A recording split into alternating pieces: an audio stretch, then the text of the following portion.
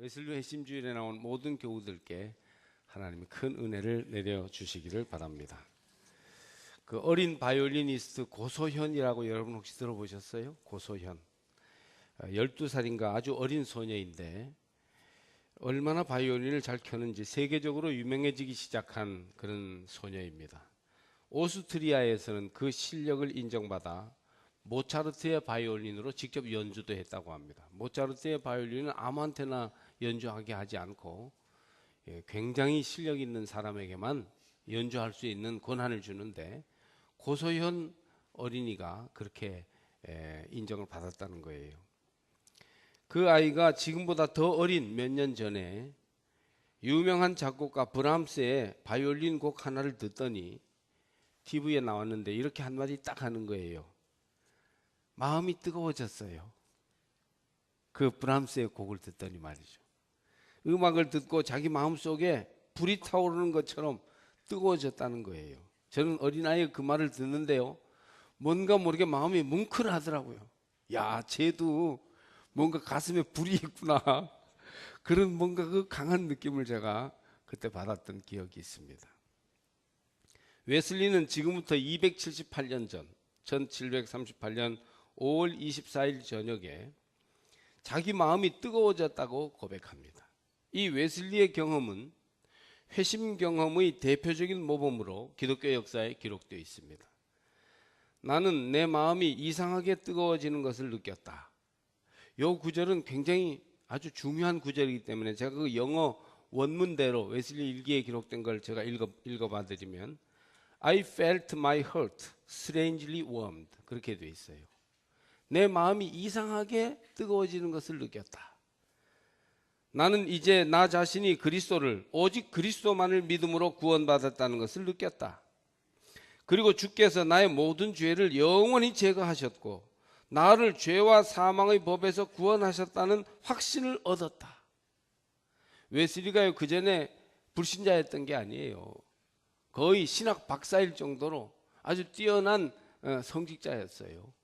그런데 그가 그날 밤에 이제 자기의 노력으로 신앙생활 하던 데에서부터 율법적인 신앙생활에서부터 완전히 복음적인 신앙으로 전향하면서 그때 성령이 임재하셔서 자기를 뜨겁게 함을 이렇게 여기서 고백하고 있습니다. 존 웨슬리는 그날 저녁 8시 45분쯤에 아주 내키지 않는 마음으로 올더스 게이트 신도회의 집회에 갔다가 믿음으로 의롭다함을 얻는 교리를 설명하는 루터의 로마서 주석 서문을 읽는 것을 들었습니다. 그때 홀연 그의 마음속에 놀라운 변화를 경험하게 됩니다. 자기 중심에서 하나님 중심으로, 인간의 노력으로 믿던 신앙에서 하나님의 대속의 은혜로 그의 삶을 거룩하게 만드는 체험으로 그가 홀연히 변화되는 경험을 그 밤에 하게 됩니다. 갑자기 마음이 뜨거워졌습니다. 그는 성령의 감동에 의하여 중생의 은혜를 체험하고 회심하게 됩니다. 감리교회는 무슨 조직이나 교회 창립에서 시작된 교단이 아닙니다.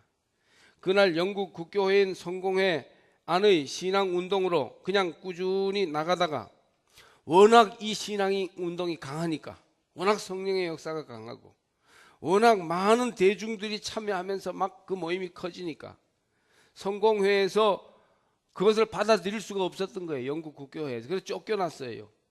그래서 할 수 없이 자기들끼리 모이던 모임입니다. 1000명 모이다가 2000명 모이다가 어느 광산에서는 32,000명이 한꺼번에 모이기까지 했어요. 이렇게 되니까 결국 교단으로 출발했는데 이건 어쩔 수 없는 선택이었어요. 영국 국교회 사람들이 놀리듯이 부른 규칙주의자 메소디스트라는 이름 그대로 가져와서 자기들이 메소디스트라고 불렀고 지금도 유나이티드 메소디스트 처치, 연합 감리교회라 이렇게 되어 있습니다. 이것이 감리교회가 된 것입니다. 이 감리교 신앙운동이 어디에서 시작되었느냐 하면 바로 웨슬리의 뜨거워진 가슴이라고 말할 수 있어요. 그러니까 우리는 뜨거운 마음이 원조인 교단이에요. 뜨거운 마음 없으면 감리교인도 아니에요. 회심한 뜨거운 마음으로 말미암아 이 가슴의 뜨거운 불이 삶의 성결로 다른 사람들을 향한 전도의 말씀으로 나타나게 됨으로써 비로소 참다운 교회가 이루어지게 된 것이죠. 웨슬리는 원래 영국의 옥스퍼드 대학에서도 뛰어난 인재들이 나오는 크라이스트 처치 칼리지를 졸업한 아주 수재였습니다. 웨슬리가 이 사람들이 거의가 다 이 옥스퍼드 동문들이 많아요. 뭐 할아버지도 삼촌도 뭐 다 이렇게 형제들도 찰스 웨슬리도 옥스퍼드 동문이에요. 우리로 말하면 가족들이 거의 서울대 출신인 거예요. 그래서 합리적인 이성을 쓰는 사람들입니다.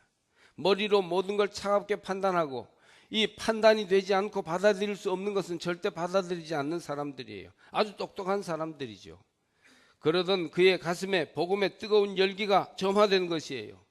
인간의 노력과 자기의 냉철한 이성으로는 구원받을 수 없고 구원에 이룰 수 없다, 거룩해질 수 없다, 이걸 알았던 겁니다.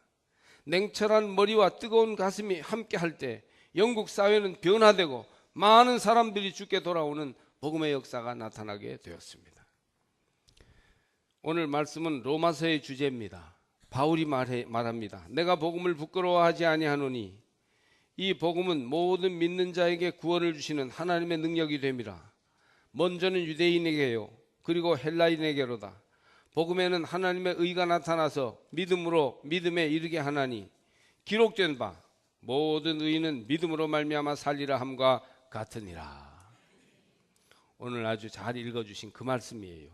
의인, 즉 하나님 뜻대로 사는 사람, 하나님의 기준에 합당한 인생을 제대로 사는 사람은 믿음으로 사는 사람이라는 겁니다. 사람은 믿음으로 의롭다함을 얻는다, 즉 믿음으로 구원받을 수 있다는 겁니다. 사실 웨슬리는 그동안 어떻게 믿었느냐 하면 사람이 바르게 행동하는 실천이 있어야지 마음에 믿는다 그래가만 가지고 그게 제대로 되겠느냐 하는 생각이었습니다. 그는 성결의 완성을 위해 모든 시간과 노력을 바쳤습니다. 정말 훌륭한 인간이 돼야 하나님이 인정해 주실 수 있을 것이다.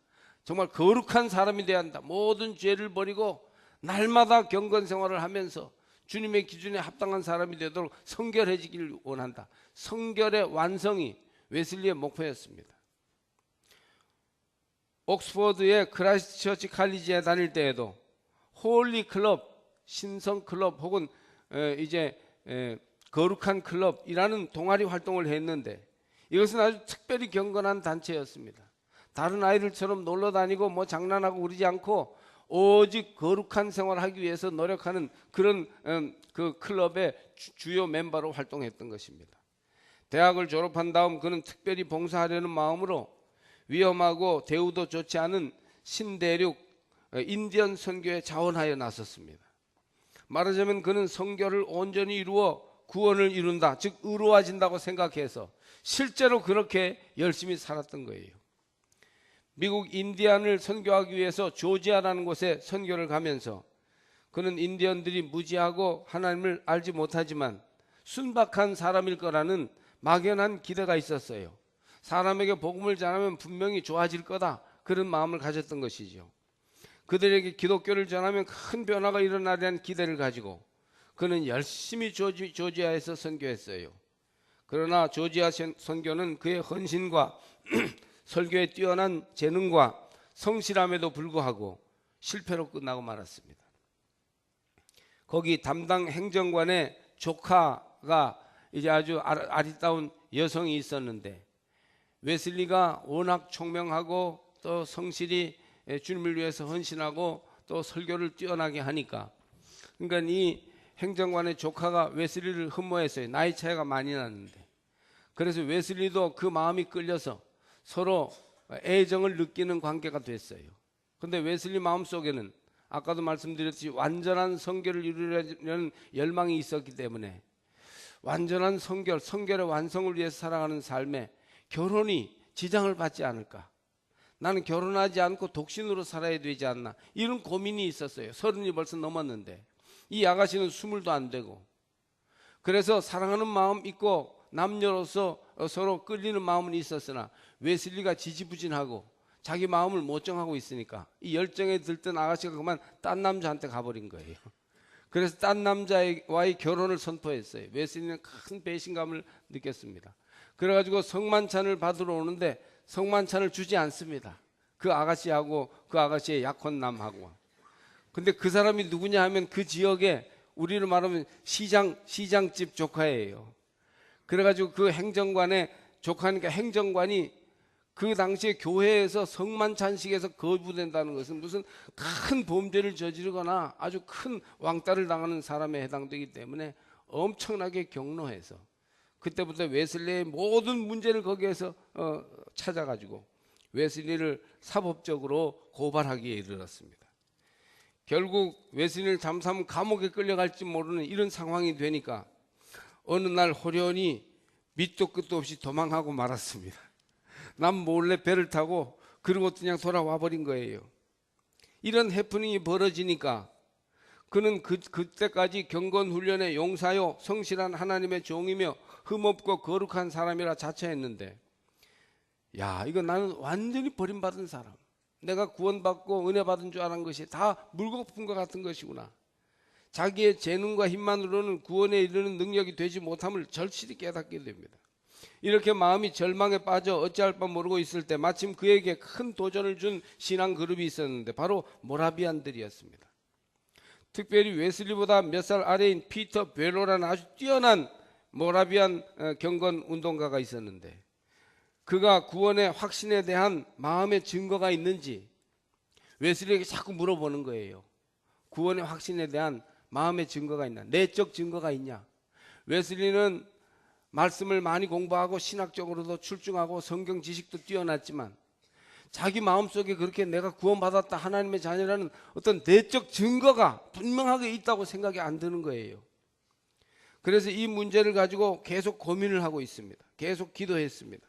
그냥 기독교도로서 예수님을 믿고 교회 생활을 잘하며 매주일 예배에 참여하고 성찬을 받으면 된다는 그런 생각을 하고 있었는데, 마음속에 구원받은 증거가 있느냐, 이걸 자꾸 피터 벨러 존경하는 후배가 자꾸 요구하니까, 그러니까 굉장히 마음에 고민이 됐어요. 피터 벨러는 살아있는 신앙의 진정한 열매는 성결과 행복, holiness and happiness 라고 얘기하면서 마음의 확신이 중요함을 역설하는 거예요. 여러분, 그런 내적 증거가 있습니까? 구원받았다는 마음의 확신이 있어요? 벨러가 그렇게 물어본 거예요. 직접 대놓고. 그러니까 한편으로 기분 나쁘면서도, 야, 내가 그런 증거가 있나? 이게 증거야. 그렇게 내놓을 게 있나? 이런 고민을 했던 겁니다. 웨슬리는 조지아에서의 실패에 겹쳐 자신에게 믿음이 있는가 심각한 의문에 빠져 고민하며 열심히 기도했습니다. 자, 이런 상태에 있을 때 회심을 통해서 웨슬리의 가슴에 복음의 불이 점화된 것입니다. 그것은 그냥 감정적인 것이 아니라 자기 성결의 노력이 한계에 다다랐을 때 하나님께 항복함으로 얻어지는 은혜였어요. 웨슬리는 항복할 때를 알았던 거예요. 이제 내 모든 지식과 내 모든 상식과 내 모든 총명함과 인간적인 노력과 성결의 훈련 가지고는 안 되는 것을 알았습니다. 그리고 오직 하나님의 은혜로 예수 그리스도의 보혈로 구원받게 됨을 그가 인정하게 된 것입니다. 깊은 지적인 깨달음과 동의에 따라 마음의 종교, 하나님의 주도적인 구원하심을 인정할 때 오는 강력한 감동이 웨슬리에게 임한 것입니다. 루터의 신앙, 의인, 믿음으로 의롭다함을 얻는다는 이 교리가 자기 마음속에 살아있는 메아리가 되어 강력하게 울려 퍼진 거예요. 그래서 내적인 증거가 확실하게 뜨거운 불로 그의 가슴 속에 자리 잡게 된 것입니다. 여러분, 이런 웨슬리의 회심은 우리 신앙과 교리에 어떤 의미가 있을까요? 저는 몇 가지로 풀어서 여러분께 말씀을 드릴 텐데, 조금 교리적인 얘기라 어떨지 모르지만 잘 들으면 하나도 이해 못할 내용이 없으니까 여러분이 확실히 깨닫게 되실 줄 믿습니다. 첫째로, 회심 전에 웨슬리는 종의 믿음을 가졌으나 회심 후에 그는 아들의 믿음을 갖게 되었습니다. 종은 주인이 시키는 일을 의무로 행하지만 아들은 아버지 집에서 아버지를 사랑하는 마음으로 스스로 기쁘게 일합니다. 웨슬리는 말이죠, 거룩하게 바르게 살려고 누구보다 노력을 많이 했고 주님을 위해서 교회와 사회에서 봉사를 많이 했어요. 그런데 그것은 종의 믿음이었던 것이죠. 억지로 해야 되니까 하는 거였어요. 의무니까. 근데 이젠 불이 가슴에 오니까 이제 아들의 믿음으로 스스로 기뻐서 그 일을 하게 됩니다.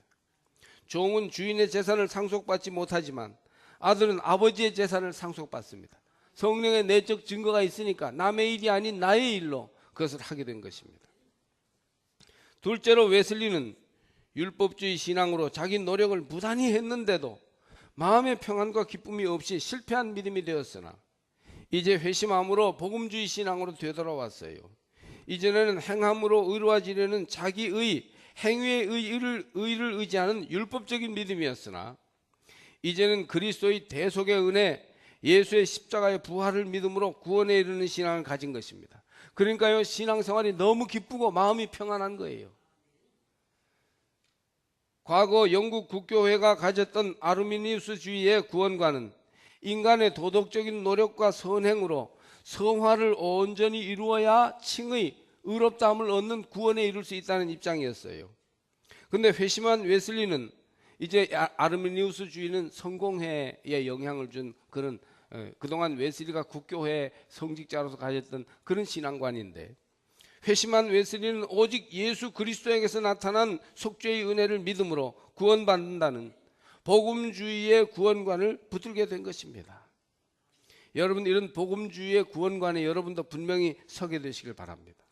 그래서 하나님 중심으로 위로부터 내려오는 은혜를 의지하는 이 겸손함과 진실함으로 주님 앞에 나갈 때 우리 마음속에 참된 구원이 임하게 되는 것이에요. 자기 노력 위주의 믿음에서 주님의 값없이 주시는 은혜를 의지하는 믿음을 가지게 되었습니다. 세 번째로 오직 믿음, 오직 은혜의 확고한 신앙관을 가지게 됩니다. 말하자면 칭의와 성화의 순서가 바뀐 겁니다. 그전에는 뭡니까? 성화를 자기가 열심히 경건하게 거룩하게 살아서 훌륭한 인격을 스스로 취득하는 이 성화를 온전히 이루어야 칭의 구원받을 수 있다는 입장이었는데, 이제는 예수 믿고 구원함을 받아야 성화가 따라오게 된다는 이 칭의와 성화가 순서가 바뀌게 된 거예요. 많은 성도들이 칭의와 성화가 순서가 바로 못 돼가지고 신앙생활을 애써 힘써 노력하면서 하는데도 마음의 평안이 없고 구원의 확신과 기쁨이 없는 거예요. 먼저 칭의, 믿음으로 의롭다함을 얻는 예수 그리스도가 이루어 가신 일에 대해서 믿음으로 받아들이는 은혜가 여러분 속에 있기를 바랍니다.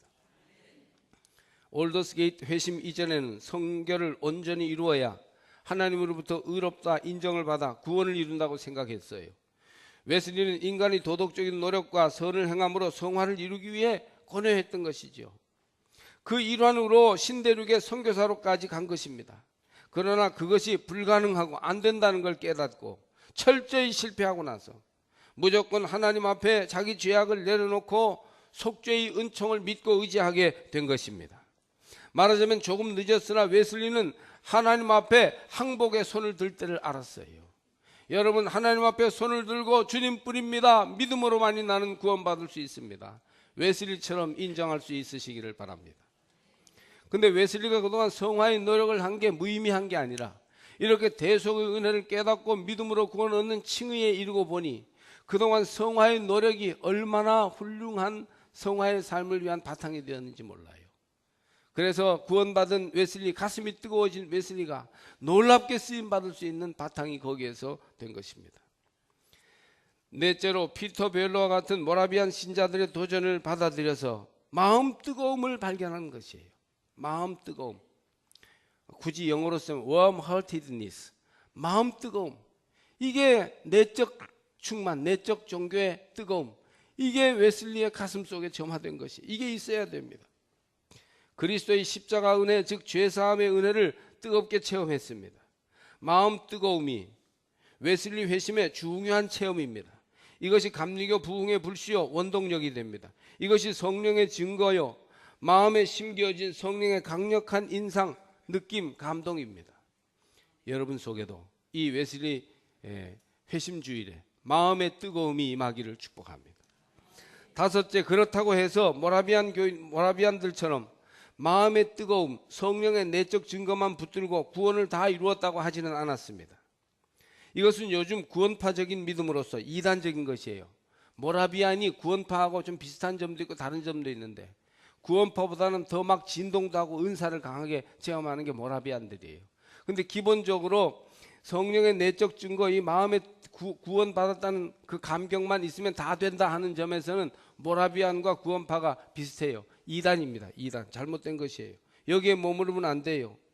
여전히 웨슬리에게 있어서 신앙의 목표는 성화와 완전 성화였습니다.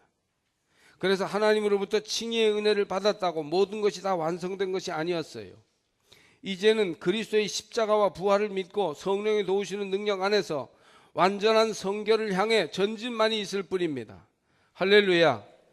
이것은 믿음으로 의롭다함을 얻은 개신교 신앙이 성화의 삶으로 주의 뜻을 이루는 영국 국교의 신앙과 종합돼서 온전한 믿음이 된 것이에요. 여러분도 그렇게 되시길 바랍니다. 마음 뜨거움에 성령의 감동과 하나님의 주도적인 대속의 은혜를 마음에 간직한 이후로 거기에 머무르지 않고 그런 성령의 내적 증거로 만족했다, 나는 이미 구원받았다 하지 않고 끊임없이 예수 닮기 위해서 성결의 은혜를 이루기 위해서 성화의 삶을 살아가는 그런 그리스도인, 건강하고 균형 있는 그리스도인들이 다 되시기를 주의 이름으로 축복합니다. 자, 이렇게 회심하게 된 결과 어떻게 되었을까요? 큰 두 가지 회심의 결과가 나타나요. 하나는 마음의 평안과 기쁨이고 또 하나는 바깥으로 다른 사람들에게 영향력 있는 삶을 사는데 전도의 삶을 살게 되는 것이었어요. 우리가 웨슬리 전기를 통하여 익히 알 수 있듯이 회심의 결과 웨슬리 마음속에 있었던 어두운 그림자가 다 사라지고 패배감, 파멸감이 다 떠나가고 믿음으로 얻어지는 기쁨과 은혜가 충만하게 됩니다. 존 웨슬리는 조지아 선교에 실패하고 와서 인생 타락자가 된 것처럼 낙심 중에 살았으나 그날 저녁 회심한 이후에 그의 마음속엔 천국을 얻은 것과 같은 평안과 기쁨이 있었어요. 존 웨슬리는 곧 자신이 마음에 경험한 것을 거기 있는 사람들에게 간증하였습니다. 모든 절망이 사라지고 마음에 말할 수 없는 평화와 기쁨이 있었습니다. 그리고 밤 10시쯤 되어서 그곳 신도회 회원들과 함께 동생 찰스에게로 갔습니다. 그들은 찰스와 함께 기쁨으로 찬송을 부르다가 기도하고 헤어져서 각기 자기 집으로 돌아갔습니다. 여러분, 회심하면 우울증이 사라집니다. 할렐루야. 회심하면 기쁨이 샘솟습니다. 우리가 믿음으로 얻는 의를 깨닫고 용서를 경험할 때 자신감과 확신을 가지게 됩니다. 그래서 최선의 자기가 될 수 있습니다. 회심의 결과 천국이 우리 생활에 임하는 것을 경험할 수 있습니다. 회심한 사람들은 의의 열매를 생활 속에 맺게 됩니다. 회심한 사람은 주위에 영향력 있는 삶을 누려서 많은 믿음의 벗들과 추종자들을 얻게 됩니다. 회심한 사람들은 입술에 찬송이 있습니다. 신앙이 침체되지 않고 외부로 신앙이 표현됩니다. 성령의 내적 증거가 외적인 고백으로 나타나 다른 사람들도 그 신앙을 알 수 있게 됩니다. 그 믿음의 내적 증거가 외적 증거로 자꾸, 외적 결과로 자꾸 나타나서 신앙의 많은 열매를 맺게 되는 것입니다. 그러나 회심의 결과로 나타나는 이런 심적 상태가 변함없이 항상 유지되는 것은 아니라는 사실을 알아야 됩니다. 웨슬리도 며칠이 지나지 않아 그 마음의 평화와 기쁨이 사라지는 것을 경험합니다. 그날 밤에, 웨슬리를 보면 그날 밤에 자기를 어렵게 하고 자기의 원수대에 행하던 사람들을 위해서 기도할 때 갑자기 그 기쁨이 사라지는 것을 체험하였다고 말합니다. 마음에 막 분노가 일어나고 또 열을 받게 되는 거예요.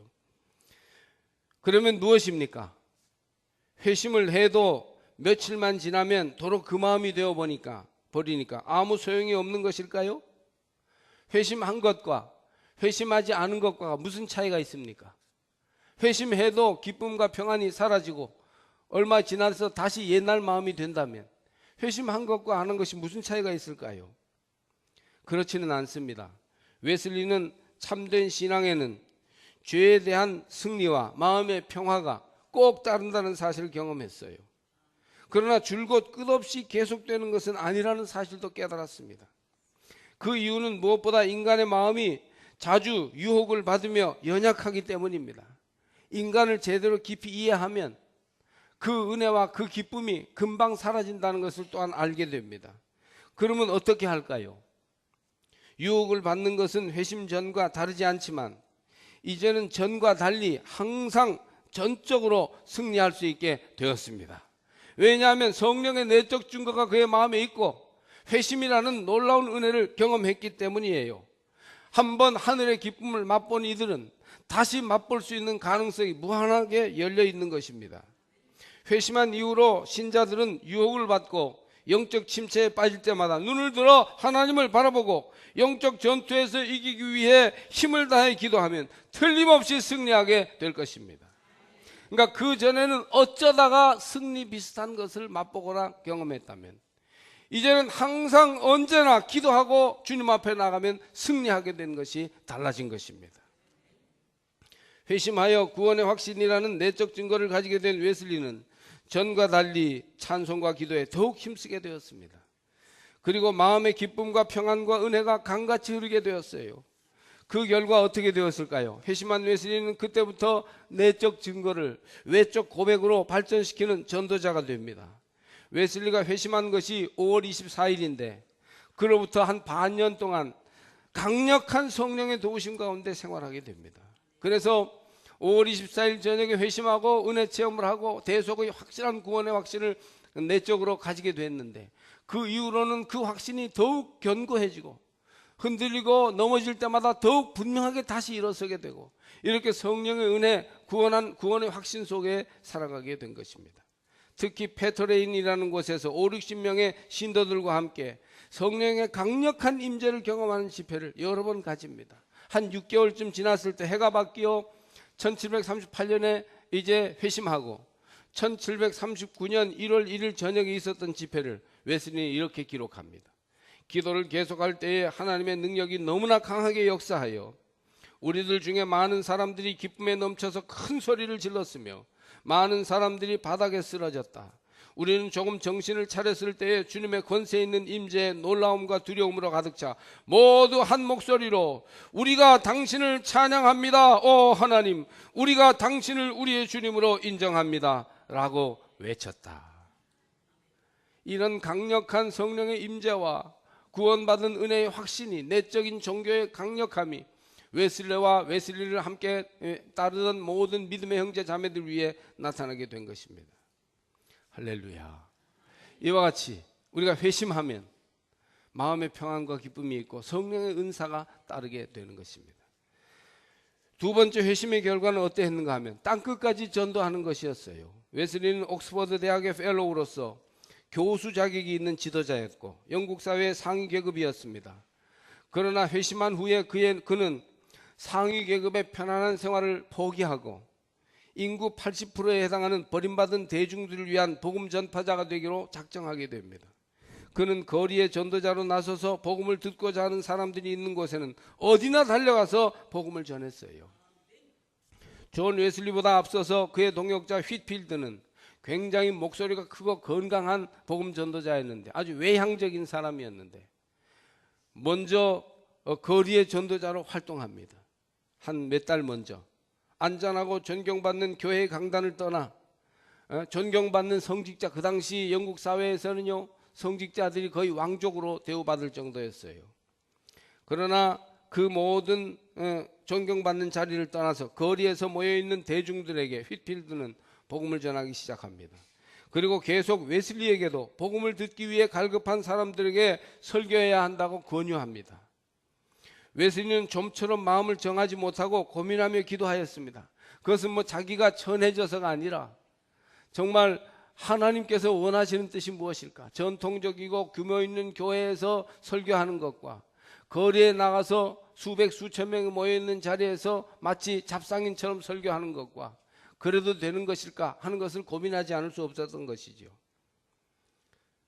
그러다가 그는 이제 휘필드가 자기가 설교하는 곳에 웨슬리를 데려가서 보여주며 권유한 결과 웨슬리는 마음이 내키지 않았지만 야외 설교하는 것이 주님의 뜻이요 명령이라고 생각하게 됩니다. 회심한 다음 해 4월 2일 1739년 4월 2일 월요일 오후 4시쯤에 웨슬리가 브리스톨 시의 변두리에 위치한 공터에서 약 3,000명의 사람들에게 구원의 기쁜 소식을 전하기 시작했습니다. 여러분 3,000명 하니까 깜짝 놀랄 텐데 실제로 그 당시 외지에서 이렇게 조용히 지금 차도 없고 공장도 별로 없는 그런 때니까 그렇게 시장이나 이런 골목 어귀에 사람들이 빽빽하게 모이면 그렇게 다수가 모여서 말씀을 들었던 것입니다. 휘트필드는 목소리가 크고 건강한 사람이었고, 웨슬리는 체구가 좀 외국인으로서는 왜소한 사람이었는데 대신 목소리가 청명하고 분명했다고 그렇게 얘기하고 있습니다. 어쨌든 그래서 웨슬리가 거리에 설교가로 나서기 시작하면서 엄청난 사람들이 웨슬리의 설교를 듣게 됩니다. 웨슬리가 야외 설교를 하지 않았다면 감리교 부흥운동도 일어나지 않았고 영국 사회가 명예시민혁명으로 근대화되는 과정이 생기지 않았을 거라고 얘기합니다. 그 이후에 집회에서 복음으로 믿음을 새롭게 하는 사람들이 구름대와 같이 모여들고 질병이 고침을 받고 미친 사람이 나음을 받는 역사가 일어납니다. 1000명, 2000명, 5000명, 10,000명 이렇게 모였다고 하니까 깜짝 놀랄 정도였어요. 어떤 데는 물론 시장에서 5, 60명, 20, 30명 모인 자리에서도 설교했지만 많은 경우에는 어떤 광산 큰 웅덩이, 광물질을 다 파내고 이렇게 자리가 생긴 큰 웅덩이에서는 32,000명이 한꺼번에 모인 적도 있었다고 합니다. 저는 그 32,000명이 정말 숨도 크게 안 쉬고 말씀을 들어서 그 음향시설이 제대로 돼 있지 않는 그런 상황에서 웨슬리의 육성으로 32,000명이 말씀을 듣는다는 것 자체가 기적이었다고 생각됩니다. 잘 믿어지진 않지만 그러나 역사적 사실로 기록되어 있으니 어쩌겠습니까? 웨슬리는 1739년에 야외 설교를 시작해서 생애를 마치는 1791년까지 52년간 말을 타고 다니는 노방전도자로 매년 평균 800번을 설교하였고 총 4만 번 이상을 설교하였어요. 목청이 허락되는 데까지 땅의 저 끝까지 모든 길과 바다를 건너서 웨슬리는 기꺼이 나가서 복음을 전하였던 것입니다. 그는 길 잃은 영혼들을 구원하기 위해 불타는 가슴으로 복음을 전파하는 노방전도자가 되기를 주저하지 않았습니다.